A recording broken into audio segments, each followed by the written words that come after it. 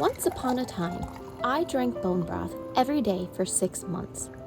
Today, I would like to share the recipes I cultivated during that time, teach you 5 variations of bone broth recipes with different processes, including canine-friendly recipes, as well as how to strain and preserve your broth. I will show you a way to salvage your daily fresh kitchen scraps for maximum use and minimalist waste, and share with you the only negative side effect to drinking bone broth that I have ever heard of. I have time-stamped each recipe and process in this video for your convenience. My name is Hannah, and this is the story of my bone broth journey. It all started on New Year's Eve when we went to my best friend's house and she made broth from scratch in order to make the most amazing chicken wild rice soup. She had so much broth that she sent me home with some, and I had the opportunity to start my first morning of the new year with a very special cup of broth. It was exactly what my body needed during the beautiful winter that we were having while we lived in our cozy ice castle fish house in northern Minnesota. If you'd like to know more about my home, click the link in the top right corner. Something my friend taught me to do was to save all my fresh scraps, as long as they were not spoiled in any way. Place them in a Ziploc bag and place it in the freezer. You'll soon learn how much usable scraps you would otherwise toss.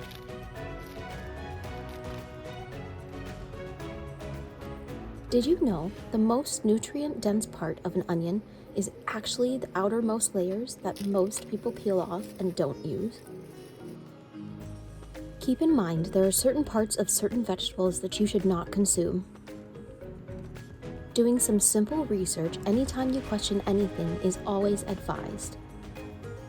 My bag consists of whatever I grow in my garden, and I expand my ingredients by buying a different vegetable or two each week.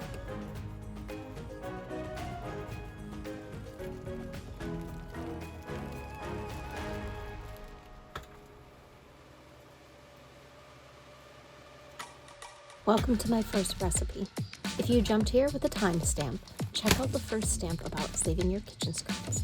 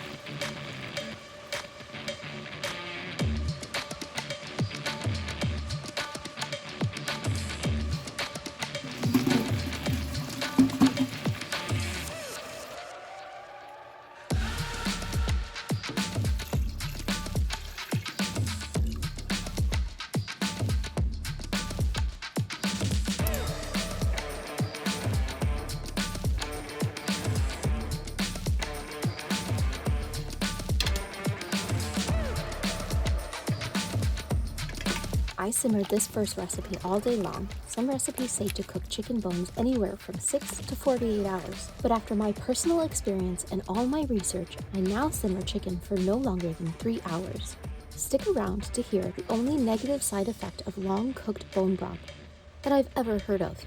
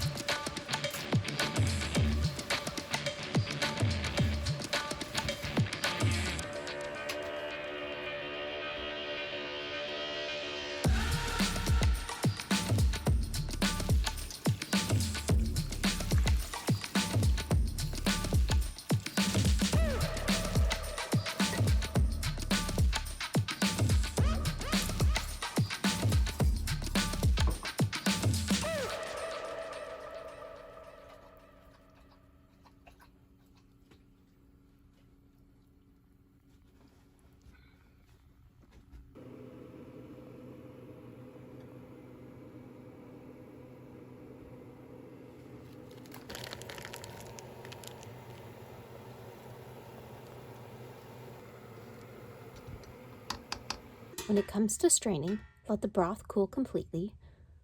Use a strainer to get the large pieces in chunks. Then use a cheesecloth or potato cloth and 2 pots to strain further. This is best done in a sink for easier cleanup, but you can do this wherever you have space.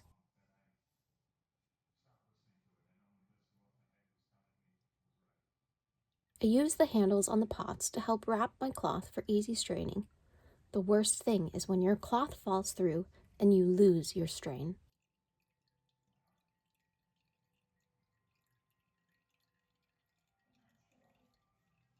You'll want to strain the broth a few times with a cloth. Rinse in between strains and strain until nothing is left in your cloth.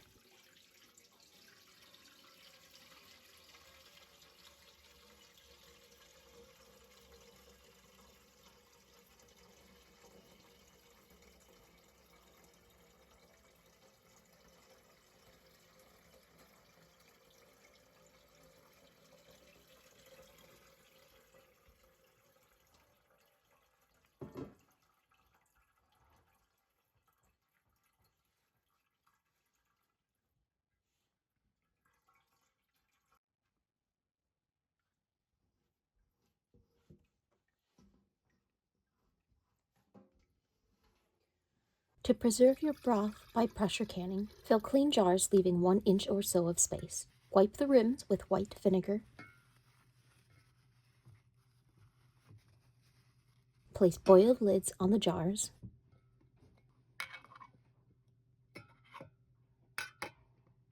And finger tighten the rims.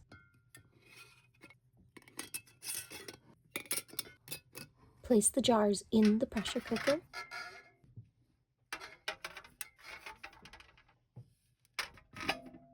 Add water to the canner and a splash of white vinegar to keep your jars clean.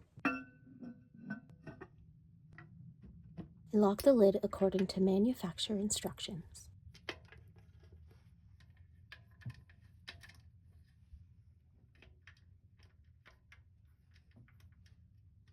Bring to a boil on high heat and let the canner vent for 10 minutes. Close the vent with 10 psi weight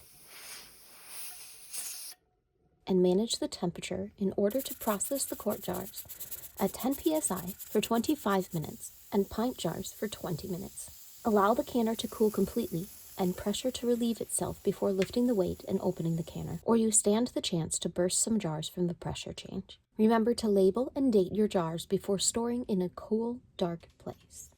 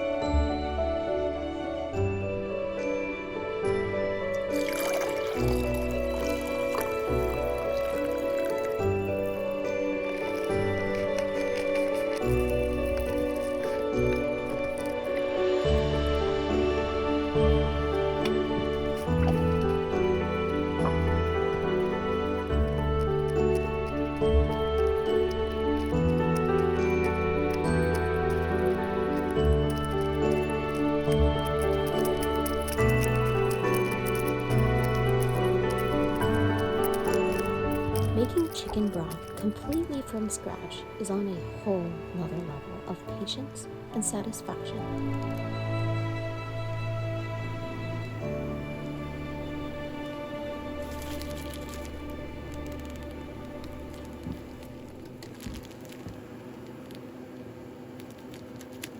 Roast your beef bones at 425 degrees Fahrenheit for 30 minutes. If desired, remove bones and paint with tomato paste. Return to the oven for an additional 10 minutes. The acid in the tomato paste helps dissolve the collagen. Some will tell you to boil your bones before roasting to remove impurities and improve the taste. I never knew this and I never did it, but my broth always tasted amazing. Cover your bones with water and a lid, bring to a boil, and simmer for 3 hours. The biggest secret I've come across during this journey is to not cook my bone broth for too long. I learned this when I started getting headaches every day, and I decided to dive into research. I will leave a link to my resource in the description of this video. Most people will tell you the longer you cook the bones, the more mineral and collagen rich the broth becomes. Upon cooling, the broth should jiggle like jello, and most accept this as proof of a job well done. Yet there is only one potential negative side effect to long-cooked bone broth. The longer the bones are boiled, the higher the amino acid content. The most abundant amino acid in bone broth is glutamine. Beyond their many and other benefits, glutamines support mental health by converting into glutamates and GABA, two neurotransmitters that balance each other out with opposite effects. Glutamates acting as a stimulant and GABA as calming. Some people, like me, and especially kids, can develop a sensitivity to glutamates, especially when there is an abundance of them in our brains. A diet high in both natural and synthetic glutamates, which come in the form of MSG, yeast extract, hydrolyzed protein, and flavors, can exaggerate the sensitivity. Excessive glutamates in the brain can show up as headaches, seizures, brain fog, mood swings,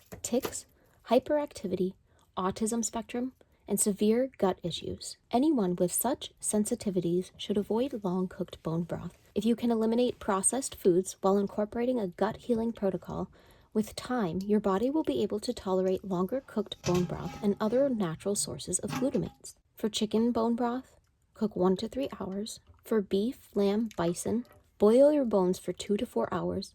And for fish broth, never simmer for longer than an hour.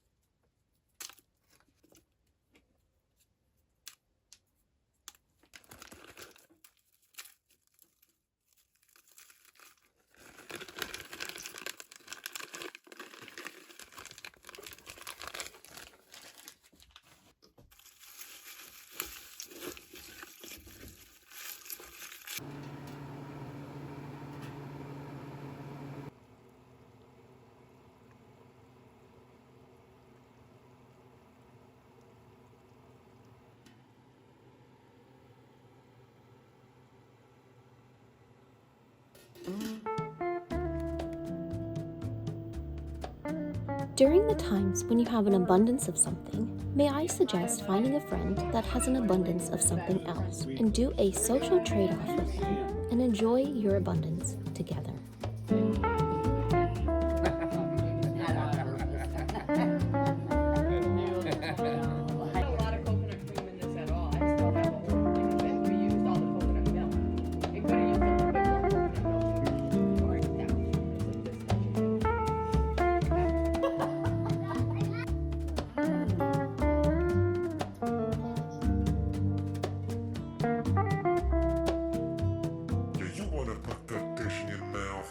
My last 2 recipes of this video belong to my dogs.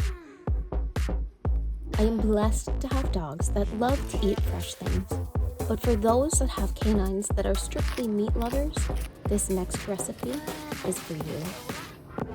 It is extremely important for you to cool the broth and remove the layer of fat on top. Your canine friends do not need this part.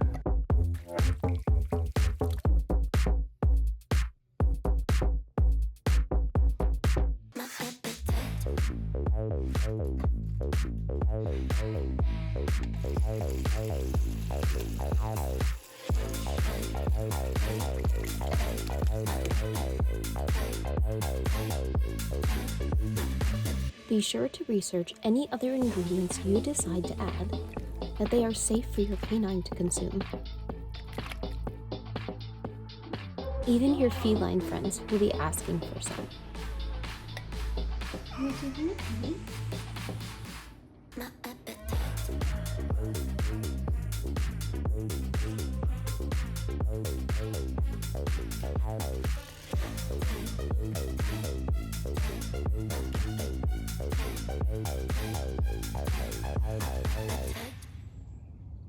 Thank you for watching this video.